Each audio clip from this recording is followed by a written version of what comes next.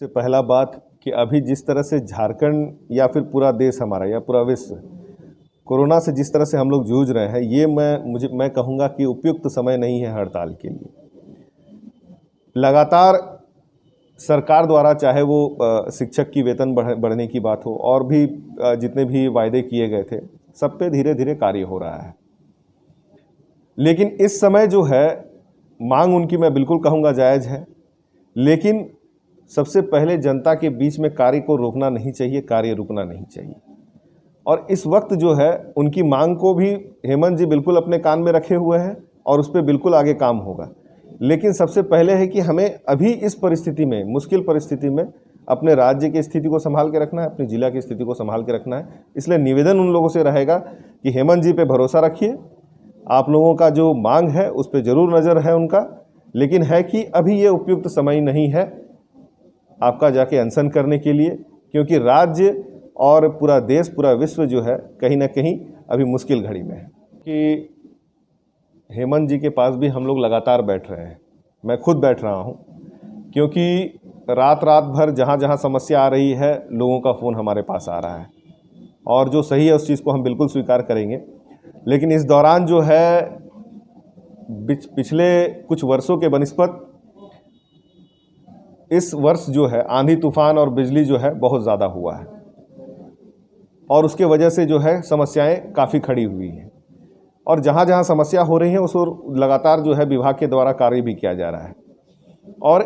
पूरे all over Jharkhand के लिए, सिर्फ हम अपने क्षेत्र के लिए नहीं बोलेंगे, अभी लगातार जैसे कि कुछ समय पहले हेमंत जी ने कई जगह का ग्रिड का उद्घाटन किया, तो एज ए होल झारखंड के लिए अभी बिजली को लेकर के भी लगातार आपका प्लान किया जा रहा है और मीटिंग्स किए जा रहे हैं कि किस तरह से जो है उसमें सुधार किया जाएगा। सरकार बनने के बाद हम कह सकते हैं 1-2 महीने के बाद ही कोरोना का जो ये पेंडेमिक है ये आया और दूसरे राज्य की तुलना में, चाहे वो लोगों को राशन देने की बात हो, बाहर से लोगों को लाने की बात हो, चाहे वो ट्रेन से हो, प्लेन से हो, बसेस से हो, किसी भी तरह से हेमंत जी अपना हाथ पीछे नहीं हटाए। जनता के प्रति जो उनकी भावना है उन्होंने बिल्कुल दिखा दिया है। और जो कोष खाली रहने की बात आप कह रहे हैं, तो इसे आप भी जानते हैं और हम भी जानते हैं कि बीजेपी सरकार अपना कार्यकाल पूरा करते करते उन्हें लगा कि ये अगला सरकार हमारा नहीं होने वाला है, उन्होंने राजकोष खाली कर दिया। और राज्य की अभी स्थिति जो है उसको सुधारने में पूरी तरह से ये सरकार लगी हुई है, क्योंकि हमारा बहुत पैसा कोल इंडिया के पास है, जीएसटी में हमारा पैसा बहुत सारा पड़ा हुआ है, रेवेन्यू का हमारा बहुत सारा पैसा है। तो धीरे धीरे जो है, क्योंकि कोरोना के समय में थोड़ा सा कार्य धीमा गति से जरूर चल रहा है, लेकिन धीरे धीरे राजकोष भी भरा जा रहा है और जितनी भी योजनाएं हैं उनको भी गति दिया जाएगा। क्योंकि अभी लगातार आप देखे होंगे कि जो योजनाएं निकली हैं रोज़गार देने के लिए, यहाँ के लोगों को जो भी बाहर से आए हैं उनको इन्वॉल्व करने के लिए, तो सोच सरकार की बिल्कुल पॉजिटिव है और आगे भी इसी तरह से। साहिबगंज जिला, पाकुड़ जिला दोनों तरफ कह रखी है कि जो भी ज़रूरत पड़ेगी मैं उसमें पैसे देने के लिए तैयार। साथ ही साथ साहिबगंज जिला में वायरोलॉजी लैब या फिर कोविड अभी स्पेशल लैब के लिए तैयारी चालू है। बहुत ही जल्द साहिबगंज जिला में या फिर हमारे पूरे राजमहल लोकसभा के लिए एक लैब यहाँ पे पूरा तैयार हो जाएगा, जिसमें कि आपका जाकर के हमारे जिला या फिर पूरे लोकसभा का जो भी हमारा टेस्टिंग होना है वो अब हमारे यहाँ ही होने लगेगा, कहीं और भेजने की ज़रूरत नहीं पड़ेगी। और इस कोविड सिचुएशन के बाद भी वो एक इंफ्रास्ट्रक्चर एसेट हमारे लोकसभा में रहेगा, जिसका जो है भरपूर लोग जो है इस्तेमाल कर सकते हैं। इतने व्हाट्सएप ग्रुप हैं कि जहाँ जहाँ जो शिकायत मेरे नज़र में आती है मैं खुद उसको टेकअप करता हूँ, मैं किसी को बताने भी नहीं जाता हूँ। लेकिन आप लोग भी जागरूक लोग हैं और आप लोग के व्हाट्सएप के माध्यम से, ग्रुप के माध्यम से जो भी जानकारी हमें आती रहती थी जहाँ जहाँ की, इस पूरे आपके कोविड पैंडेमिक के दौरान मैं लगातार उस पर मॉनिटरिंग करता रहा हूँ। हमारे ज़िला के प्रशासन दोनों तरफ हर जगह मैं उस चीज़ को मॉनिटर करता रहा हूँ। इवन जब मैं दिल्ली में फंसा हुआ था, स्टेट के बाहर के भी लोग जो भी थे,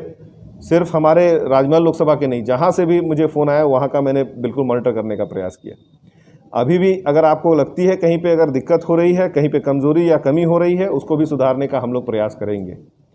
और साथ ही साथ इस बात को भी हमें समझनी होगी कि 20 साल के इस कार्य मैंने आपके झारखंड बनने के बाद स्वास्थ्य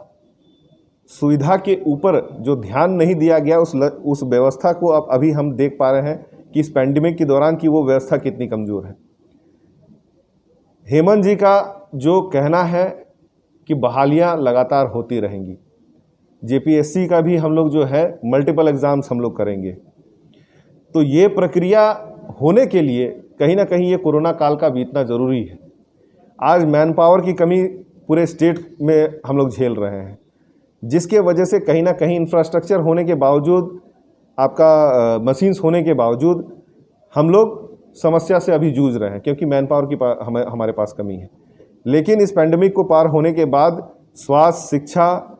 इन सारे चीज़ों पे हेमंत जी का सोच एकदम बहुत ठोस है कि हमारे राज्य में जो शिक्षा की सुविधा है, स्वास्थ्य की सुविधा है, इन सारे चीज़ों को हम लोग किस तरह से बेहतर कर पाएंगे और आने वाले समय में इन सब आज जो हम जूझ रहे हैं उससे बेहतर हालत में हम लोग जैसे रहें। अगर आप बात करें तो कहीं ना कहीं ये केंद्र की योजनाएं हैं। आप हम NH80 की बात कर लेंगे, आपका जाके गंगा पुल का बात कर लेंगे, आपका हम जो बधुलियान का रास्ता है उस पर बात कर लेंगे। लगातार बहुत सारे चिट्ठी भी हमने दी है, मुद्दों को हमने आपका पार्लियामेंट में भी रखा है, लेकिन झारखंड के लिए, चाहे वो बीजेपी के समय की भी सरकार रही हो, यहाँ के लिए योजना निकालने में केंद्र सरकार की जो है ध्यान कहीं ना कहीं बहुत ही कम रहती है। लेकिन इस बार जो है हेमंत जी ने जिस तरह से रवैया अपनाया है, चाहे वो कोयला मंत्री को यहाँ पर आकर के जो है मजबूर होना पड़ा, जो बीच में जिस तरह से वो लोग चाहे कहिए प्रेशर दे करके इस सरकार को थोड़ा सा ये करना चाह रही थी, प्रभावित करना चाह रही थी। लेकिन हेमंत जी का जो एजेंडा है बिल्कुल क्लियर है कि राज्य के हित के लिए कहीं भी झुकना उनको मंजूर नहीं है और उस ओर जो है बिल्कुल बढ़िया तरीके से कार्य होगा। और जो रोड की आप बातें कर रहे हैं उस पर भी जल्दी ही अग्रसर हम लोग होंगे।